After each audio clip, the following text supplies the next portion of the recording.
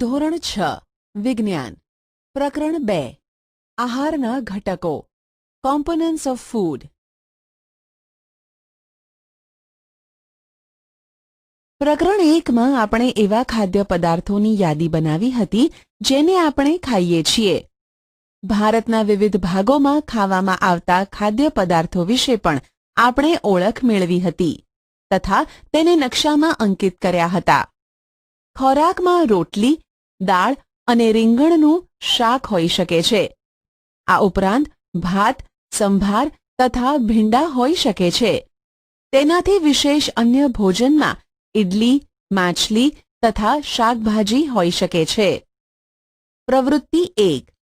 ખરેખર આપણા આહારમાં અનાજની બનેલી ઓછામાં ઓછી એક વસ્તુ તો હોય છે. બીજા ખાદ્ય પદાર્થોમાં દાળ અથવા માંસની કોઈ વાનગી તથા શાકભાજી હોઈ શકે છે. તેમાં દહીં, છાશ તથા અથાણું પણ સામેલ થઈ શકે છે. વિવિધ ક્ષેત્રોના આહારના કેટલાક ઉદાહરણો કોષ્ટક 2.1માં આપવામાં આવ્યા છે. પ્રકરણ 1માં દર્શાવેલ પ્રવૃત્તિ 2માં તમે દર્શાવેલ ખોરાકને પસંદ કરી આ યાદીમાં કેટલાક અન્ય ખોરાકને ઉમેરો તથા તેની કોષ્ટક 2.1 મુજબ યાદી બનાવો. ક્યારેક આપણે આપણા ભોજનમાં વિવિધ પ્રકારનો ખોરાક લઈ શકતા નથી. જ્યારે આપણે પ્રવાસ પર નીકળ્યા હોઈએ ત્યારે આપણે તે જ ખાઈ લઈએ છીએ જે રસ્તામાં ઉપલબ્ધ હોય. આપણામાંથી કેટલાક માટે તે શક્ય નથી હોતું કે તે આ બધા ખોરાકની વાનગી પ્રત્યેક સમયે ખાઈ શકે. આહારમાં વિવિધ ખાદ્ય પદાર્થોના આ પ્રકારના વર્ગીકરણનું કોઈ કારણ હોવું જોઈએ. શું તમે માનો છો કે આપણા શરીરને વિશિષ્ટ ઉદ્દેશ માટે વિવિધ પ્રકારના ભોજનની આવશ્યકતા હોય છે? વિભિન્ન પ્રકારના ખાદ્ય પદાર્થોમાં શું હોય છે? What do different food items contain? આપણે જાણીએ છીએ કે દરેક ખોરાકની વાનગી એક અથવા વધારે પ્રકારની સામગ્રી ઘટકોથી બને છે કે જે આપણને વનસ્પતિ અથવા પ્રાણીઓમાંથી મળે છે. આપણા આહારમાં શરીર માટે જરૂરી કેટલાક આવશ્યક ઘટકો હોય છે જેને પોષક દ્રવ્યો કહે છે. આપણા આહારના મુખ્ય પોષક દ્રવ્યો કાર્બોદિત, પ્રોટીન, ચરબી, વિટામિન તથા ખનિજ ક્ષારો છે. આ ઉપરાંત આહારમાં પાચક રેસાઓ તથા પાણી પણ સામેલ છે જેની આપણા શરીરને આવશ્યકતા છે. શું બધા ખાદ્ય પદાર્થોમાં આ બધા પોષક દ્રવ્યો ધરાવે છે? કેટલીક સામાન્ય પદ્ધતિ દ્વારા આપણે તે જાણી શકીએ છીએ કે કાચી સામગ્રી તથા રાંધેલા ખોરાકમાં એક અથવા વધારે પોષક દ્રવ્યો હાજર હોય છે. કાર્બોદિત, પ્રોટીન તથા ચરબીના પરીક્ષણ અન્ય પોષક દ્રવ્યોના પરીક્ષણની સરખામણીમાં સરળ છે. ચાલો આપણે આ પરીક્ષણોને કરીને તારણને કોષ્ટક 2.2માં લખીએ. આ પરીક્ષણોને કરવા માટે તમે આયોડીન, કોપર સલ્ફેટ તથા કોસ્ટિક સોડાના દ્રાવણોની જરૂર પડશે. તમને કેટલીક ટેસ્ટ ટ્યુબ, કસનળી તથા ડ્રોપરની પણ જરૂરિયાત પડશે. આ પરીક્ષણ રાંધેલા ખોરાક તથા કાચી સામગ્રી પર કરો. આ પરીક્ષણોથી મળેલ તારણોને કોષ્ટક 2.2માં લખી શકો છો. આ કોષ્ટકમાં કેટલીક ખાદ્ય સામગ્રી દર્શાવવામાં આવેલ છે. તમારું પરીક્ષણ તેની ઉપર અથવા અન્ય હાજર ખાદ્ય પદાર્થ પર કરી શકો છો. આ પરીક્ષણો સાવધાનીપૂર્વક કરો તથા કોઈ પણ રસાયણને ખાવાનો અથવા ચાખવાનો પ્રયાસ કરશો નહીં. જો જરૂરી દ્રાવણ તૈયાર સ્વરૂપે ન હોય તો તમારા શિક્ષક તેને અહીં દર્શાવ્યા મુજબ તૈયાર કરી શકે છે. ચાલો વિવિધ ખાદ્ય પદાર્થોનું પરીક્ષણ કરીને જોઈએ કે તેમાં કાર્બોદિત હાજર છે કે નહીં. કાર્બોદિત ઘણા પ્રકારના હોય છે. આપણા ભોજનમાં જોવા મળતા કાર્બોદિત સ્ટાર્ચ તથા શર્કરાના સ્વરૂપમાં હોય છે.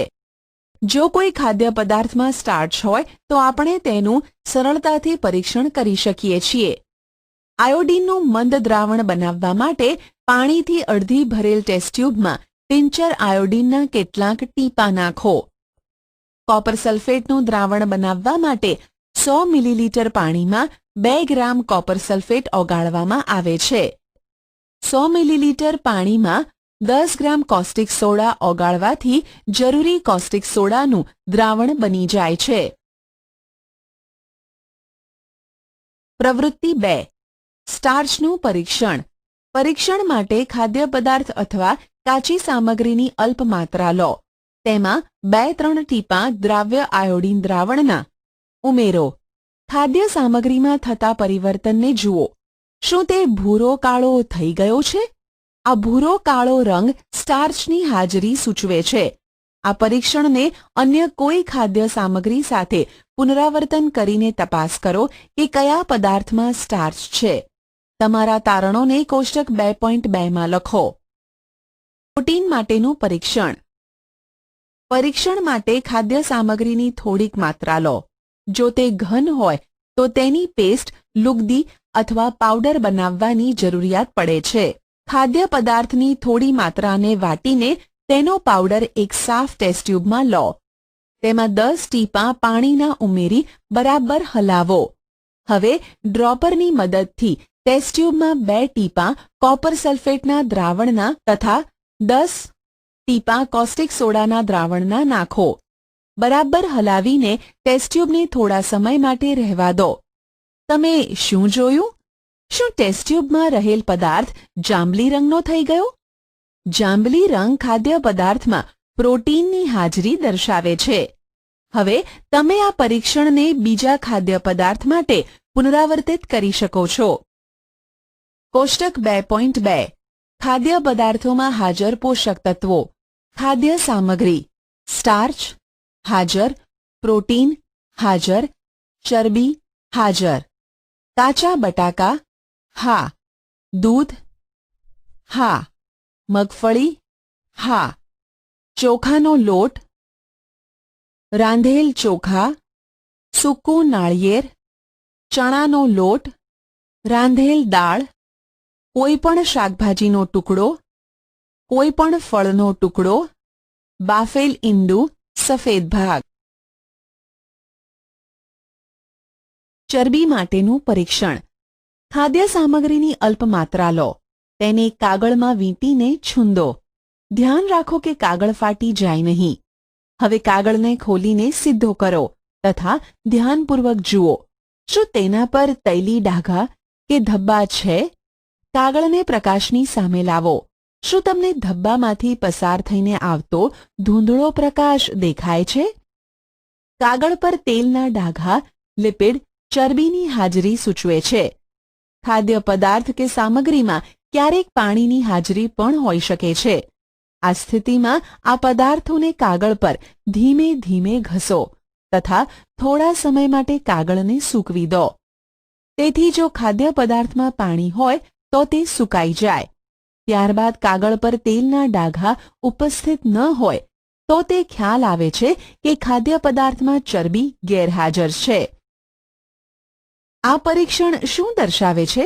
શું ચરબી, પ્રોટીન તથા સ્ટાર્ચ એ બધા ખાદ્ય પદાર્થોમાં હાજર છે જેનું તમે પરીક્ષણ કર્યું છે? શું કોઈ એક ખાદ્ય પદાર્થમાં એક કરતાં વધુ પોષક દ્રવ્યો હાજર હોય છે? શું તમને કોઈ એવો ખાદ્ય પદાર્થ મળ્યો કે જેમાં આમાંથી કોઈ પણ પોષક દ્રવ્ય હાજર ન હોય? આપણે 3 પોષક દ્રવ્યો કાર્બોદિત, પ્રોટીન તથા ચરબી માટે ખાદ્ય પદાર્થોનું પરીક્ષણ કર્યું. વિટામિન તથા ખનિજ ક્ષાર જેવા અન્ય પોષક દ્રવ્યો પણ આપણા વિભિન્ન ખાદ્ય પદાર્થોમાં હાજર હોય છે. આ બધા પોષક દ્રવ્યોની આપણને શા માટે આવશ્યકતા રહેલી છે? વિવિધ પોષક દ્રવ્યો આપણા શરીર માટે શું કાર્ય કરે છે? What do various nutrients do for our body? કાર્બોદિત મુખ્યત્વે આપણા શરીરને શક્તિ પ્રદાન કરે છે. ચરબીથી પણ શક્તિ કે ઊર્જા પ્રાપ્ત થાય છે. વાસ્તવિકતા એ છે કે સમાન જથ્થાના કાર્બોદિતની સરખામણીમાં ચરબીમાંથી વધુ ઊર્જા પ્રાપ્ત થાય છે. ચરબી અને કાર્બોદિત યુક્ત ખોરાકને ઊર્જા આપવાવાળા ખોરાક પણ કહે છે. પ્રોટીનની આવશ્યકતા શરીરની વૃદ્ધિ તથા સમારકામ માટે હોય છે. પ્રોટીનયુક્ત ખોરાકને શરીરવર્ધક ખોરાક પણ કહે છે. વિટામિન શરીરને રોગોથી રક્ષણ આપે છે. વિટામિન આપણી આંખ, હાડકાઓ, દાંત અને પેઢાઓને સ્વસ્થ રાખવામાં મદદ કરે છે. વિટામિન ઘણા પ્રકારના હોય છે, જેને અલગ અલગ નામથી ઓળખવામાં આવે છે. તેમાંથી કેટલાક vitamin A, vitamin C, vitamin D, vitamin E અને વિટામિન કેના નામથી ઓળખવામાં આવે છે. આ ઉપરાંત વિટામિનનો એક સમૂહ છે જેને વિટામિન બી કોમ્પ્લેક્સ કહે છે. આપણા શરીરને વિટામિનોની અલ્પ માત્રામાં આવશ્યકતા રહેલી હોય છે. વિટામિન એ આંખો તથા ત્વચાને તંદુરસ્ત રાખે છે. વિટામિન સી ઘણા બધા રોગોની સામે લડત આપવામાં મદદ કરે છે. વિટામિન ડી આપણા હાડકાં તથા દાંત માટે કેલ્શિયમનો ઉપયોગ કરવામાં આપણા શરીરની મદદ કરે છે. વિવિધ વિટામિનથી ભરપૂર ખોરાક આકૃતિ 2.6 થી આકૃતિ 2.9માં દર્શાવેલ છે. આપણું શરીર પણ સૂર્યના પ્રકાશની હાજરીમાં વિટામિન ડી બનાવે છે.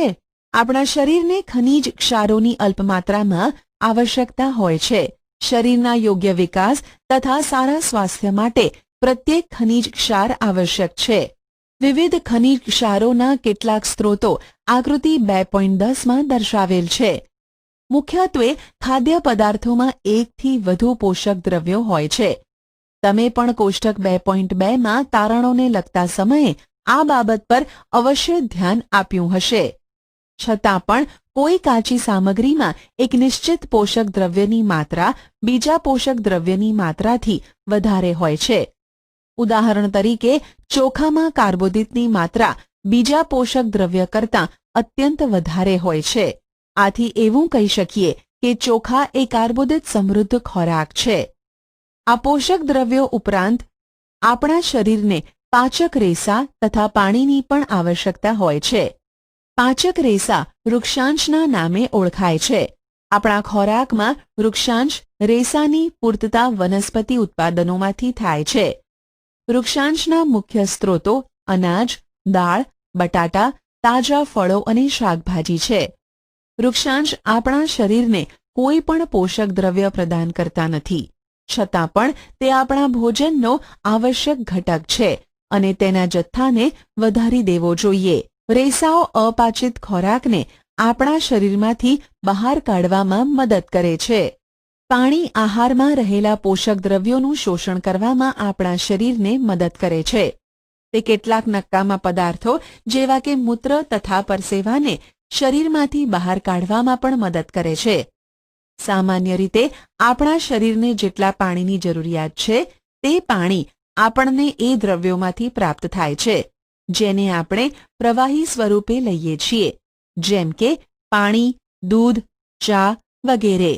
આ ઉપરાંત આપણે જે ખોરાક રાંધીએ છીએ તેમાં પણ પાણીનો ઉપયોગ કરીએ છીએ. ચાલો જોઈએ કે કોઈ અન્ય સ્ત્રોત આપણા શરીરને પાણી પ્રદાન કરે છે કે નહીં. પ્રવૃત્તિ 3. એક ટામેટું અથવા લીંબુ જેવું કોઈ ફળ લઈ તેને નાના નાના ટુકડામાં કાપી નાખો. શું આવું કરતી વખતે તમારા હાથ ભીના થાય છે?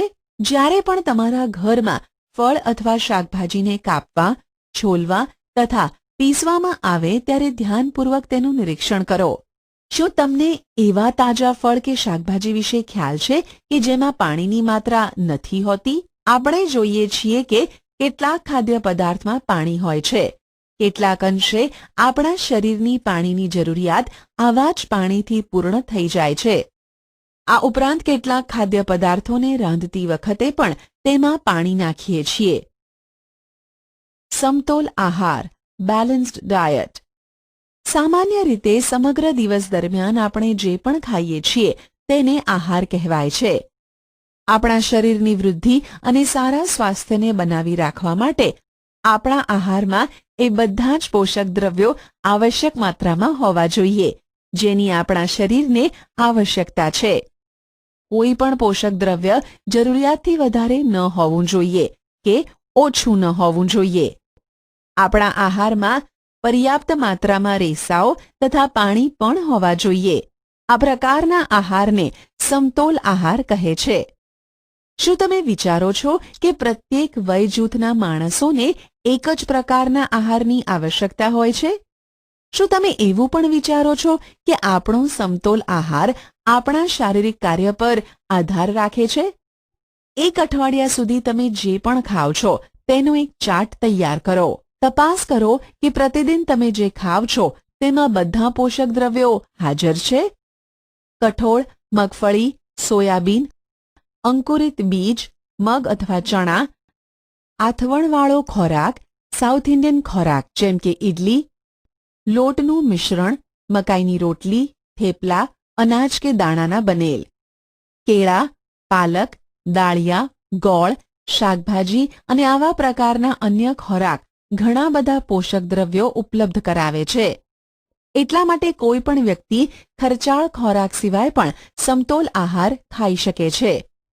યોગ્ય પ્રકારનો આહાર લેવો એ જ માત્ર જરૂરી નથી, પરંતુ તેને યોગ્ય રીતે રાંધેલો હોવો પણ જરૂરી છે, જેથી તેના પોષક તત્વો નષ્ટ ન થાય.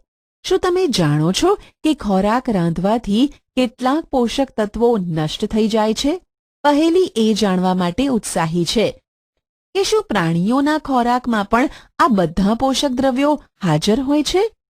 શું પ્રાણીઓને પણ સમતોલ આહારની આવશ્યકતા રહેલી છે? શાકભાજી તથા ફળોને જો છાલ ઉતારીને કે કાપીને ધોવામાં આવે તો શક્ય છે કે તેમાંથી કેટલાક વિટામિન નષ્ટ કે દૂર થઈ જાય. શાકભાજી તથા ફળોની છાલમાં કેટલાય મહત્વના વિટામિન તથા ખનિજ ક્ષારો હાજર હોય છે. ચોખા તથા દાળને વારંવાર ધોવાથી તેમાં રહેલ વિટામિન તથા કેટલાક ખનિજ ક્ષાર દૂર થઈ જાય છે. આપણે જાણીએ છીએ કે રાંધવાથી ખોરાકનો સ્વાદ વધી જાય છે તથા તેને પચાવવામાં સરળતા રહે છે. તેની સાથે સાથે રાંધવાથી કેટલાક પોષક તત્વોને નુકસાન પણ પહોંચે છે. જો ખોરાક રાંધવામાં વધારે પાણી ઉપયોગમાં લેવામાં આવે તથા ત્યારબાદ તે પાણીને ફેંકી દેવામાં આવે તો તે પાણીમાં કેટલાય મહત્વના પ્રોટીન અને ખનિજ ક્ષાર દૂર થાય છે. ખોરાક રાંધવાથી સરળતાથી વિટામિન સી નષ્ટ થઈ જાય છે. શું એ યોગ્ય નથી કે આપણે આપણા આહારમાં કેટલાક ફળ તથા કાચા શાકભાજીનો ઉપયોગ કરીએ? બુજોએ વિચાર્યું કે હંમેશા ચરબીયુક્ત આહાર ખાવો જ યોગ્ય છે. એક વાટકી કાર્બોદિતયુક્ત ખોરાકની તુલનામાં એક વાટકી ચરબીવાળો ખોરાક વધારે ઉર્જા આપે છે, ખરું ને? આથી તેણે તળેલી વસ્તુઓ જેવી કે સમોસા, પૂરી, મલાઈ, રબડી, પેંડા વગેરે ભરપૂર ચરબીયુક્ત આહાર ખાધો. તેના સિવાય અન્ય ખોરાક ખાધો નહીં. શું તમે વિચારો છો કે તેણે ઠીક કર્યું હશે? ના, ખરેખર નહીં જ. આટલું વધારે પડતું ચરબીયુક્ત ભોજન આપણા માટે હાનિકારક સાબિત થઈ શકે છે. આપણા ભોજનમાં ચરબીની વધુ માત્રા મેદસ્વીતાનું કારણ બને છે. ત્રુટિજન્ય રોગો, ડેફિશિયન્સી ડિઝીઝીસ. વ્યક્તિ પોષણ માટે પર્યાપ્ત ભોજન લઈ રહ્યો છે, પરંતુ ક્યારેક તેના ખોરાકમાં કોઈ ચોક્કસ પોષક દ્રવ્યની ત્રુટિ, ઉણપ હોય છે. જો આ ઉણપ લાંબા સમય સુધી રહે તો તે વ્યક્તિમાં કેટલીક ખામી ઉત્પન્ન થાય છે. એક કે વધુ પોષક દ્રવ્યની ઉણપ આપણા શરીરમાં રોગ કે વિકૃતિઓ ઉત્પન્ન કરી શકે છે. એ રોગ કે જે પોષક દ્રવ્યોના લાંબા સમય સુધીના અભાવના કારણે થાય છે તેને ત્રુટિજન્ય રોગો કહે છે. જો કોઈ વ્યક્તિ તેના આહારમાં પર્યાપ્ત પ્રોટીન નથી લઈ રહી તો તેણીની વૃદ્ધિ કુંઠિત થવી, ચહેરો ફૂલી જવો, વાળનો રંગ ફિક્કો પડવો, ત્વચાના રોગો અને ઝાડા જેવા રોગો થઈ શકે છે. જો કોઈ વ્યક્તિ પ્રોટીન તથા કાર્બોદિત જેવા આહારથી લાંબા સમય સુધી વંચિત રહે તો તેની વૃદ્ધિ સંપૂર્ણ અટકી જાય છે. આવી વ્યક્તિ ખૂબ જ દુબળી પાતળી થઈ જાય છે. તે એટલી દુબળી થઈ જશે કે ચાલવા માટે પણ અસમર્થ થઈ જાય છે. વિવિધ વિટામિનો અને ખનિજ ક્ષારોના અભાવથી રોગ અથવા વિકૃતિઓ થઈ શકે છે. તેમાંથી કેટલાક કોષ્ટક 2.3માં દર્શાવવામાં આવેલ છે. આવા ત્રુટિજન્ય રોગોને સમતોલ આહાર લેવાથી અટકાવી શકાય છે. આ પ્રકરણમાં આપણે એ જાણવાનો પ્રયત્ન કર્યો કે જુદા જુદા વિસ્તારોમાં ખોરાકની એટલી વધારે વિવિધતા હોવા છતાં પણ આહારમાં પોષક તત્વોનું વિતરણ સામાન્ય શા માટે છે? આ વિતરણ આપણા ભોજનમાં આવશ્યક પોષક તત્વોની હાજરી સુનિશ્ચિત કરે છે. વિટામિન અને ખનિજ ક્ષારોના ઉણપના કારણે થતા કેટલાક રોગો વિકૃતિ. વિટામિન, ખનિજ, ત્રુટિજન્ય રોગ, વિકૃતિ. ચિહ્નો. વિટામિન એ, દ્રષ્ટિહીનતા, રતાંધળાપણું. નબળી દ્રષ્ટિ, રાત્રે ઓછું દેખાવું, ક્યારેક સંપૂર્ણપણે દેખાતું બંધ થઈ જવું. વિટામિન B1, બેરી, નબળા સ્નાયુઓ તથા કામ કરવા માટે ઓછી શક્તિ. વિટામિન સી, સ્કર્વી, પેઢામાંથી લોહી નીકળવું, ઘામાં રૂજ આવવા માટે વધુ સમય લાગે. વિટામિન ડી, રિકેટ્સ, સુક્તાન, હાડકાંઓનું નાજુક બનીને વળી જવું. કેલ્શિયમ, હાડકાં અને દાંતનો કહોવાટ, નબળા હાડકાં અને દાંતમાં સડો થવો. આયોડીન, ગોઈટર, ગલગંડ, ગરદનમાં આવેલ ગ્રંથિ ફૂલી જવી, બાળકોમાં માનસિક મંદતા. આયર્ન, એનિમિયા, પાંડુરોગ, નબળાઈ. પારિભાષિક શબ્દો. સમતોલ આહાર, બેલેન્સ્ડ ડાયટ, બેરી, કાર્બોદિત, કાર્બોહાઈડ્રેટ્સ, ઉર્જા, એનર્જી. ચરબી, ફેટ્સ. ખનિજ ક્ષાર, મિનરલ્સ. પોષક દ્રવ્યો, ન્યુટ્રિયન્ટ્સ. પ્રોટીન. રેસા, વૃક્ષાંશ, રફેજ. સ્કર્વી. સ્ટાર્ચ. વિટામિન. આશા છે કે તમને આ ઈ લર્નિંગ મોડ્યુલમાં મજા આવી હશે. આભાર.